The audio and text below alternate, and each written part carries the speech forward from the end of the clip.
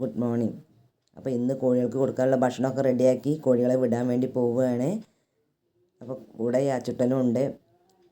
അപ്പോൾ ഞങ്ങൾ കോഴീനെ വിടുമ്പോഴുള്ള വിശേഷങ്ങളാണ് ഇന്നത്തെ വീഡിയോയിൽ കാണിക്കുന്നത്. അപ്പോൾ 2 ഭാഗത്ത് കൂടുകളിലായിട്ടാണ് ഇപ്പോൾ വളർത്തുന്നത്.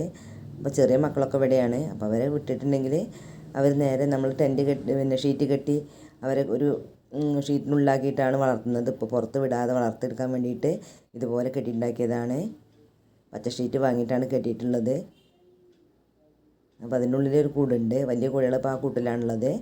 അപ്പോൾ അങ്ങനെയാണ് ഇപ്പോൾ ഞങ്ങൾ ചെയ്യുന്നത് കേട്ടോ. അപ്പോൾ അതാ കണ്ടോ, ഇവരൊക്കെയാണ് വലിയ കോഴികളായിട്ടുള്ളത്.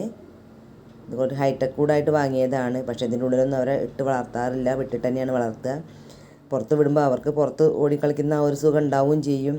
എന്നാൽ അവർ പുറത്ത് വിട്ട് ദൂരം വിട്ട് പോവില്ല ടെൻറ്റ് കെട്ടിയതിനുകൊണ്ട്. അപ്പോൾ അതുകൊണ്ട് നല്ല ഒരു സൗകര്യമാണ് നമുക്ക് ഇങ്ങനെയൊക്കെ ചെയ്തിട്ടുണ്ടെങ്കിൽ. കുറച്ച് സ്ഥലമുള്ളൂ. അതുകൊണ്ട് കോഴികളെ വളർത്തുക എന്ന് പറഞ്ഞാൽ ഭയങ്കര ഒരു താല്പര്യമുള്ള കാര്യമായതുകൊണ്ട് തന്നെ മനസ്സുണ്ടെങ്കിൽ മാർഗ്ഗം ഉണ്ടാവും എന്ന് പറഞ്ഞ മാതിരി അപ്പോൾ അത് ഈ ഒരു മാർഗ്ഗത്തിലാണ് ഇപ്പോൾ നമ്മൾ ഇവരെ വളർത്തിക്കൊണ്ടിരിക്കുന്നത്. അപ്പോൾ കുറച്ച് സ്ഥലപരിമിതി ഉള്ളത് കൊണ്ടാണ് ഇങ്ങനെയൊക്കെ ചെയ്യേണ്ടി വരുന്നത്. അപ്പോൾ പാത്രമൊക്കെ രാവിലെ കഴുകി വൃത്തിയാക്കി തലേ ദിവസം തന്നെ അത് നമ്മൾ ഭക്ഷണം കൊടുക്കുന്ന പാത്രമൊക്കെ വെള്ളത്തിലിട്ട് വയ്ക്കും. രാവിലെ അത് കഴുകി വൃത്തിയാക്കി അവർക്കുള്ള ഫുഡൊക്കെ പാത്രത്തിലാക്കി 2-3 സ്ഥലത്ത് വെച്ച് കൊടുക്കുകയാണ് ചെയ്യുക. അപ്പോൾ അങ്ങനെ വെച്ച് കൊടുക്കുമ്പോൾ അവർക്ക് വേണ്ട ഭക്ഷണം അവർ കഴിച്ചോളും. പിന്നെ അത് കഴിഞ്ഞ് രാവിലത്തേത് കഴിഞ്ഞാൽ ഒരു 10 മണിയൊക്കെ ആകുമ്പോൾ പിന്നെ നമ്മൾ ഇലകളൊക്കെ ഇട്ട് കൊടുക്കും. വാഴന്തണ്ടൊക്കെ വെട്ടി കൊടുക്കാറുണ്ട് കേട്ടോ.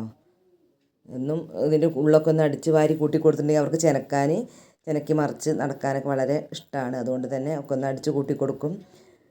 അപ്പോൾ അങ്ങനെ ഇവരെ വിട്ട് കഴിഞ്ഞിട്ടുണ്ടെങ്കിൽ അവരുടേതായ ഒരു യുദ്ധം കാര്യങ്ങളൊക്കെയാണ് കുറച്ച് സമയം ഉണ്ടാവുക.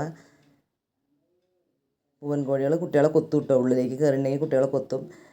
അപ്പോൾ കുട്ടികൾ ഉള്ളിലേക്ക് കയറുമ്പോൾ നല്ല ശ്രദ്ധിക്കണം, അല്ലെങ്കിൽ അവർ കൊത്തി മുറിവേൽപ്പിക്കും. അപ്പോൾ ഫുഡ് കഴിക്കുന്ന തിരക്കിലാണ് എല്ലാവരും. ഇഷ്ടത്തോടു കൂടി കുറച്ച് കഷ്ടപ്പെട്ട് വളർത്തിയാലും നല്ല ഉപകാരമാണ്. നമുക്ക് ആവശ്യത്തിനുള്ള മുട്ട എടുത്തു കഴിഞ്ഞാലും ബാക്കി നമുക്ക് കൊടുക്കാനുണ്ടാവുന്നുണ്ട്. അപ്പോൾ അതൊക്കെ നല്ലൊരു കാര്യമാണ് കേട്ടോ. അപ്പോൾ ഇതുപോലെയൊക്കെയാണ് ഞങ്ങളെ കോഴിക്കൂടിൻ്റെയും കോഴികളുടെയും വിശേഷങ്ങൾ. വീണ്ടും വരാം. ബായ്.